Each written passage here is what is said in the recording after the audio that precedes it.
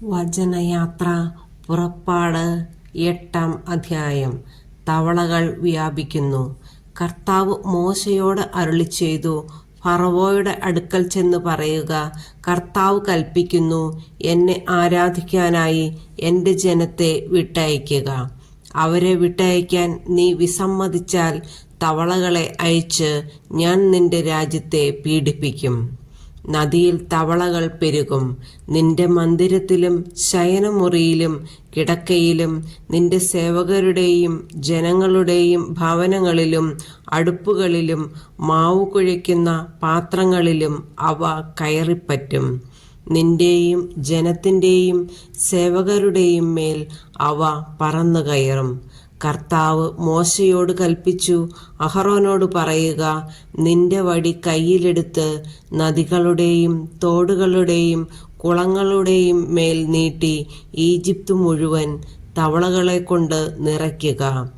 അഹറോൻ ഈജിപ്തിലെ ജലാശയങ്ങളുടെ മേൽ കൈ നീട്ടി തവളകളെ കൊണ്ട് ഈജിപ്ത് ദേശം മുഴുവൻ നിറഞ്ഞു. മന്ത്രവാദികളും തങ്ങളുടെ മാന്ത്രിക വിദ്യയാൽ ഈജിപ്തിലേക്ക് തവളകളെ വരുത്തി. അനന്തരം ഫറവോ മോശയെയും അഹറോനെയും വിളിച്ചു വരുത്തി പറഞ്ഞു, എന്നിൽ നിന്നും എൻ്റെ ജനത്തിൽ നിന്നും തവളകളെ അകറ്റിക്കളയുന്നതിന് കർത്താവിനോട് നിങ്ങൾ അപേക്ഷിക്കുവിൻ. കർത്താവിന് ബലിയർപ്പിക്കാനായി ജനത്തെ ഞാൻ വിട്ടയക്കാം. മോശ ഫറവോയോട് പറഞ്ഞു, തവളകളെ നിന്നിൽ നിന്നും നിങ്ങളുടെ ഭവനങ്ങളിൽ നിന്നും അകറ്റി നദിയിൽ മാത്രം ഒതുക്കി നിർത്തുന്നതിനായി നിനക്കും സേവകർക്കും ജനത്തിനും വേണ്ടി ഞാൻ എപ്പോഴാണ് പ്രാർത്ഥിക്കേണ്ടതെന്ന് അറിയിക്കുക. ഫറവോ പറഞ്ഞു, നാളെ. മോശ തുടർന്നു, അങ്ങനെയാകട്ടെ. ഞങ്ങളുടെ ദൈവമായ കർത്താവിന് തുല്യനായി മറ്റാരുമില്ലെന്ന് അങ്ങനെ നീ ഗ്രഹിക്കും. തവളകൾ നിന്നിൽ നിന്നും വീടുകളിൽ നിന്നും സേവകരിൽ നിന്നും ജനത്തിൽ നിന്നും അകന്ന് നദിയിൽ മാത്രം ഒതുങ്ങി നിൽക്കും. മോശയും അഹറോനും ഫറവോയുടെ അടുത്തു നിന്നു പോയി. തവളകളെക്കുറിച്ച് താൻ ഫറവോയോട് പറഞ്ഞതുപോലെ മോശ കർത്താവിനോട് അപേക്ഷിച്ചു. മോശ അപേക്ഷിച്ചതുപോലെ കർത്താവ് പ്രവർത്തിച്ചു. വീടുകളിലും അങ്കണങ്ങളിലും വയലുകളിലുമുണ്ടായിരുന്ന തവളകൾ ചത്തൊടുങ്ങി. അവർ അവയെ വലിയ കൂനകളായി കൂട്ടി നാട്ടിൽ ദുർഗന്ധം വ്യാപിച്ചു. സ്വൈരം ലഭിച്ചെന്ന് കണ്ടപ്പോൾ കർത്താവ് പറഞ്ഞതുപോലെ ഫറവോയുടെ ഹൃദയം കഠിനമായി. അവൻ അവരുടെ വാക്ക് ശ്രദ്ധിച്ചില്ല. പേൻ പെരുകുന്നു. കർത്താവ് മോശയോട് പറഞ്ഞു, നീ അഹറോനോട് പറയുക, നിന്റെ വടികൊണ്ട് നിലത്തെ പൂഴിയിൽ അടിക്കുക. അപ്പോൾ അത് പേനായി തീർന്ന് ഈജിപ്ത് മുഴുവൻ വ്യാപിക്കും. അവൻ അപ്രകാരം ചെയ്തു.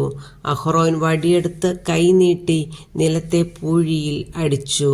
ഉടനെ മനുഷ്യരുടെയും മൃഗങ്ങളുടെയും മേൽ പേൻ നിറഞ്ഞു. ഈജിപ്തിലെ പൂഴി മുഴുവൻ പേനായി തീർന്നു. മന്ത്രവാദികളും തങ്ങളുടെ മാന്ത്രിക വിദ്യയാൽ പേൻ പുറപ്പെടുവിക്കാൻ ശ്രമിച്ചു, എന്നാൽ സാധിച്ചില്ല. മനുഷ്യരുടെയും മൃഗങ്ങളുടെയും മേൽ പേൻ നിറഞ്ഞു നിന്നു. അപ്പോൾ മന്ത്രവാദികൾ ഫറവോയോട് പറഞ്ഞു, ഇവിടെ ദൈവകരം പ്രവർത്തിക്കുന്നു.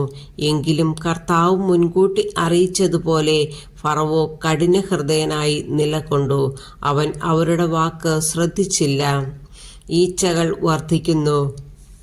കർത്താവ് മോശയോട് അരുളിച്ചെയ്തു, നീ അതിരാവിലെ എഴുന്നേറ്റ് ഫറവോ നദിയിലേക്ക് വരുമ്പോൾ അവൻ്റെ വഴിയിൽ കാത്തുനിന്ന് അവനോട് പറയണം, കർത്താവ് ഇപ്രകാരം പറയുന്നു, എന്നെ ആരാധിക്കാനായി എൻ്റെ ജനത്തെ വിട്ടയയ്ക്കുക. എൻ്റെ ജനത്തെ വിട്ടയക്കാത്ത പക്ഷം നിന്റെയും സേവകരുടെയും ജനത്തിൻ്റെയും മേൽ ഞാൻ ഈച്ചകളെ അയക്കും. അങ്ങനെ ഈജിപ്തുകാരുടെ ഭവനങ്ങൾ ഈച്ചകളെ കൊണ്ട് നിറയും. അവർ നിൽക്കുന്ന സ്ഥലം പോലും ഈച്ചക്കൂട്ടങ്ങൾ പൊതിയും. എന്നാൽ എൻ്റെ ജനം വസിക്കുന്ന ഗോഷൻ പ്രദേശത്തെ ഞാൻ ഒഴിച്ചു നിർത്തും. അവിടെ ഈച്ചകൾ ഉണ്ടായിരിക്കുകയില്ല. അങ്ങനെ ഭൂമിയിൽ ഞാനാണ് കർത്താവ് എന്ന് നീ ഗ്രഹിക്കും. എൻ്റെ ജനത്തെ നിന്റെ ജനത്തിൽ നിന്ന് ഞാൻ വേർതിരിക്കും. ഈ അടയാളം നാളെ തന്നെ കാണപ്പെടും. കർത്താവ് അപ്രകാരം പ്രവർത്തിച്ചു. ഫറവോയുടെയും സേവകരുടെയും ഭവനങ്ങൾ മാത്രമല്ല, ഈജിപ്ത് രാജ്യം മുഴുവൻ ഈച്ചകളുടെ കൂട്ടം കൊണ്ട് നിറഞ്ഞു. ഈച്ചകൾ മൂലം നാട് നശിച്ചു തുടങ്ങി.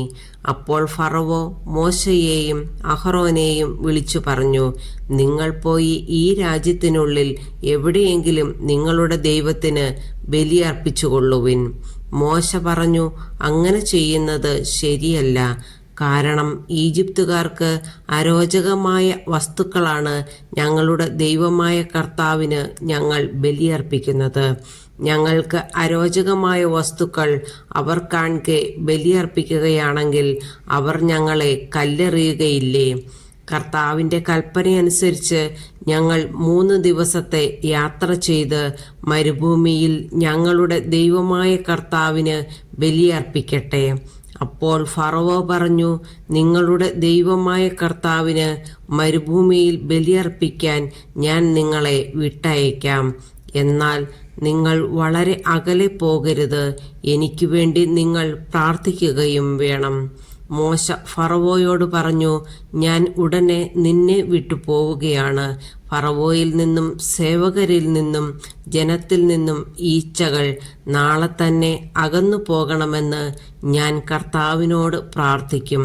കർത്താവിന് ബലിയർപ്പിക്കാൻ വേണ്ടി ജനങ്ങളെ വിട്ടയക്കാതെ വീണ്ടും വഞ്ചനാപരമായി പെരുമാറാതിരുന്നാൽ മതി. മോശ ഫറവോയുടെ അടുക്കൽ നിന്ന് പോയി കർത്താവിനോട് പ്രാർത്ഥിച്ചു.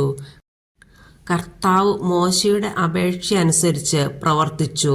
ഫറവോയിൽ നിന്നും സേവകരിൽ നിന്നും ജനത്തിൽ നിന്നും ഈച്ചകളെ അകറ്റി. ഒന്നുപോലും അവശേഷിച്ചില്ല. എന്നാൽ ഫറവോ ഇപ്രാവശ്യവും ഹൃദയം കഠിനമാക്കി. അവൻ ജനക്കൂട്ടത്തെ വിട്ടയച്ചില്ല.